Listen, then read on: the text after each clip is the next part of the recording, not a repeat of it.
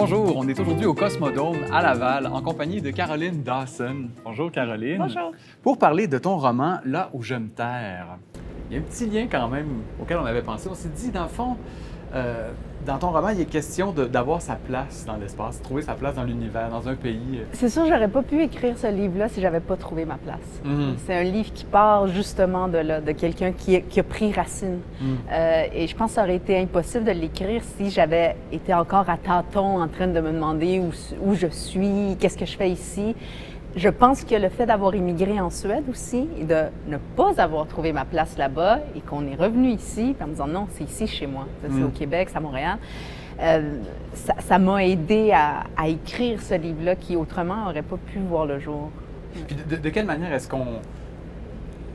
Parce que le fait d'avoir été détaché du Chili, il y a quelque chose où on est un peu aliéné. Comment est-ce qu'on rallie? Comment est-ce que tout d'un coup on fait « Ah là, maintenant c'est ici ». Comment est-ce qu'on détermine que c'est le bon endroit? Bien, quand tu es enfant, tu ne prends pas l'immigration de la même façon que quand tu es adulte, pour l'avoir vécu adulte plus tard. Quand tu es enfant, on te dit c'est ça ta réalité, puis il faut que tu fasses ta place, puis il n'y a pas d'autre choix ou il n'y a pas d'autre vie à laquelle on fait référence tout le temps. Il y avait la vie du Chili, mes parents m'ont dit on n'y retourne plus, donc voilà. Et tu reviens pas en arrière dans tes souvenirs. Et moi, j'ai oublié un peu ce qu'était ma vie au Chili. Quand j'ai immigré comme adulte à Stockholm, là, je me ramenais continuellement à ma vie à Montréal en comparant, en disant, bien, à Montréal, j'étais prof, ici, je suis suppléante. À Montréal, je prenais parole dans l'espace public, ici, je me tais, etc. Donc, je pense qu'on prend place à un endroit bien, quand on peut activement, justement, être soi-même. Ouais. Je me souviens d'être transi. Des bottes mouillées, des chaussettes humides, des pieds qui puent. Je sais surtout qu'on apprivoisait l'hiver en même temps qu'on apprenait les mots pour le dire. Neige, poudrerie, pluie verglaçante. C'ti qui fait frette viendrait plus tard, quand ma famille aurait l'argent pour déménager dans un appartement assez grand pour nous 5 dans Hochelaga. Pour l'instant, dans notre petit 4,5 mal isolé d'Annecy, c'était flocons, givre et ours polaires. À l'intérieur de la classe de Mme Thérèse, c'était toujours chaleureux, c'était sec et bruyant. Je ne sais pas comment nous réussissions à communiquer avec nos multiples langues maternelles et notre vocabulaire français de 300 mots chacun, mais il semblait que nous parlions tout le temps.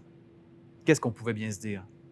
Probablement « j'ai froid » ou « il fait froid » ad nauseam. Bonjour, on est aujourd'hui à la ferme Jeunes au travail à Laval, en compagnie de Biz, pour parler de Les Abysses, entre autres. Biz, merci d'être avec nous. Ça fait plaisir, merci.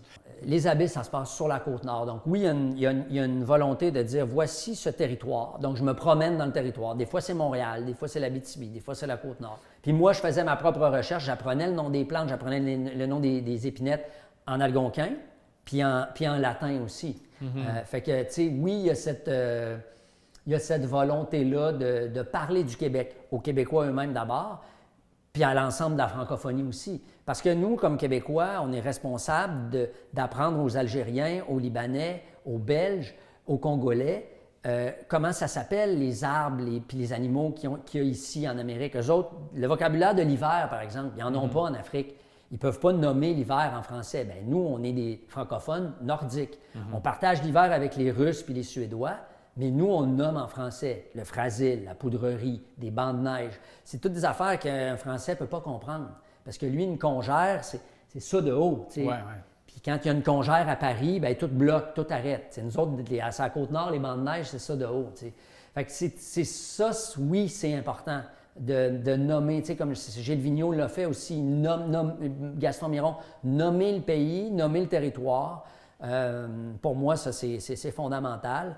T'sais, nous autres, moi, j'ai souvent dit, tu mets Gilles Vigneault dans un blender avec les Beastie Boys, puis ça donne le Colocasse. C'est comme... OK, oui. Fait que c'est une immense influence. Tu sais, les Japonais, ils ont des espèces de trésors nationaux, là, des vieux bonhommes qui font de la poterie, puis l'État les paye pour faire de la poterie parce que c'est... ou des gars qui taillent des bonsaïs. C'est des trésors, c'est des trésors nationaux. Puis Gilles Vigneault, c'est ça pour nous autres. C'est quelqu'un qui a nommé le pays du Québec, qui a nommé l'hiver comme... Puis si vous doutez, tantôt, on parlait du fait qu'on est des francophones nordiques, là, tout ça. Si tu doutes de ça, là, Moi, j'ai entendu le chœur de l'Armée rouge chanter « Mon pays, ce n'est pas un pays, c'est l'hiver ». Puis là, tu as le chœur de l'Armée rouge. Tu as une espèce de 200-300 militaires russes. Puis là, tu as un gros officier soliste, là. Puis là, il est là « Mon pays, ce n'est pas un pays ». Puis là, tu dis... Puis là, ils reprennent encore cette chanson-là. Puis là, tu dis, OK, ce bonhomme-là, là, quand il parle russe, je comprends fuck all de ce qu'il dit. Mais quand il chante du Vigneault, hostie qui comprend c'est quoi la Sibérie, ce n'est pas la Sibérie, c'est mon pays, tu sais. Parce qu'on est des Nordiques comme eux autres, puis qu'on a hâte au printemps, puis qu'on nomme l'hiver. Puis lui, Vigneault, il a connecté avec tous les Nordiques de la planète en nommant ce qu'était l'hiver. Puis pas juste l'hiver, la Côte-Nord, la pêche, la forêt, l'histoire, comment aussi, comment il aime le Québec, mais comment il est accueillant aussi envers le Québec. C'est pas quelqu'un qui est replié, Gilles Vigneault, absolument pas. C'est quelqu'un qui est d'une modernité, même d'un avant-gardiste. Quelqu'un qui, à 90 ans maintenant, a encore toute sa tête. Tu serres la main, c'est comme si tu touchais du chêne, là. C'est ça, c'est comme, tu sais, c'est l'écrivain national du Québec, peut-être avec Félix Leclerc, Gaston Miron, tu sais, c'est la Bolduc, tu sais, c'est l'ADN original du Québec. Bonjour, on est aujourd'hui au Salon Pur à Laval, en compagnie de Kim Thuy. Oui! Pour parler de son roman M. M, au sens français, c'est M avec... il y a un impératif, hein, il faut aimer, c'est un devoir d'aimer. Absolument. Tu sais, quand on aime les histoires, j'allais dire quand on aime écrire, mais même juste quand on aime les histoires, on veut les raconter. Et depuis Rue, j'ai eu la chance de rencontrer toutes sortes de monde, vraiment plusieurs personnes, autant des Vietnamiens que pas des Vietnamiens, mais qui ont des histoires reliées au Vietnam et qui viennent me raconter. La chance que j'ai, c'est ça, c'est de recevoir tous ces témoignages de différentes personnes. Et après ça, j'ai rencontré une soldate qui a vécu cette guerre-là. Elle a aujourd'hui 92 ans, avec toutes sortes d'histoires, comment son sel était rationné à 30 grains de sel par jour, qu'elle a marché avec ses 2 bébés accrochés après les branches d'arbres et tout ça pour pour éviter les bêtes sauvages. Quand elle partait avec un, elle accrochait l'autre à une branche d'arbre, et puis elle accroche le deuxième à une autre branche d'arbre, puis elle retournait au premier. Non, mais c'est des histoires. Je pense que si j'avais lu dans un livre, je n'aurais jamais cru. Mais là, la dame, elle était là, elle me raconte l'histoire avec son fils pas loin. Là, tu dis, c'est de l'ordre de la magie qu'elle ait survécu toutes ces années de guerre et qu'elle a descendu, elle s'est réfugiée dans un tunnel à 9 mètres du niveau du sol et respiré à partir d'une tige de bambou. Non, mais tu dis, ça se peut pas. Et donc, comment faire pour garder ces histoires-là juste pour moi? Il faut partager pour montrer comment l'humain est extraordinaire. Tu sais, on est des miraculés, des miracles en soi.